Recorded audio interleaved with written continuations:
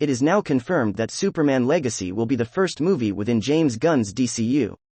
But this movie has some serious challenges to overcome to ensure a decent performance at the box office.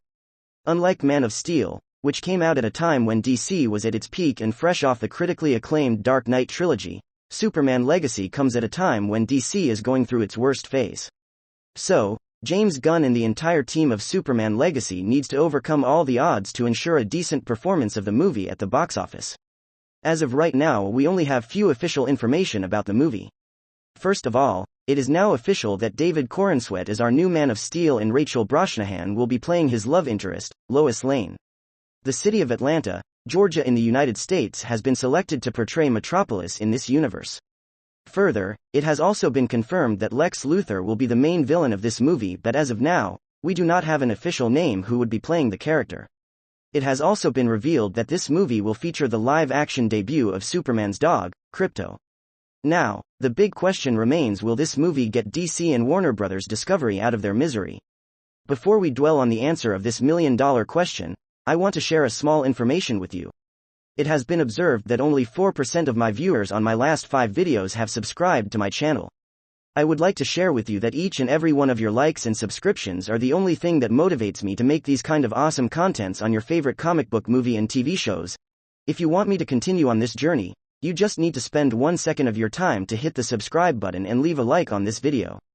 It really means a lot. Okay, now coming back to the topic, I can assure you one thing, that Superman Legacy will be very different from the previous version of Superman, which is Zack Snyder's Superman played by the very popular Henry Cavill. Zack Snyder created his very own version of Superman which was dark and depressing and totally opposite to the Superman from the comics. James Gunn on the other hand has stated multiple times that he wants to bring back the classic version of Superman from the comics. He also expressed that he wants his version of Superman to be so colorful and bright that fans would feel a positive energy flowing through them just by looking at him. So, one thing that I can assure you is that James Gunn's Superman will be meant for people of all age groups from small kids to adults. This will give the movie an edge at the box office. But this is not the first time DC would be trying out this strategy. They tried to go the more colorful and brighter route with Wonder Woman 1984. But that movie is still one of the lowest earning DC movie in the history of the franchise.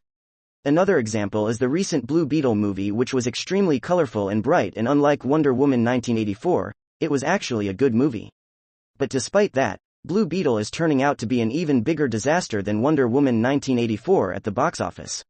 Actually, people have always loved and preferred the darker and more grounded DC movies. If you do not believe me, I want you to look at the box office collections of some of the old classic movies. Be it the Dark Knight trilogy, Todd Phillips' Joker, Tim Burton's Batman and Matt Reeves' The Batman, all of them are regarded as some of the best DC movies critically as well as commercially. However, there is another group of movies that have gained immense commercial success. Some of the movies like Aquaman 2018 and Christopher Reeve's Superman movies were examples of this category of commercially successful movies. If you look at both these movies, they are both extremely revolutionary in their respective times. As for Christopher Reeve's Superman, those movies marked the beginning of the modern-day comic book movies with larger-than-life visuals and CGI. Those movies laid the foundation of the modern era of comic book movies.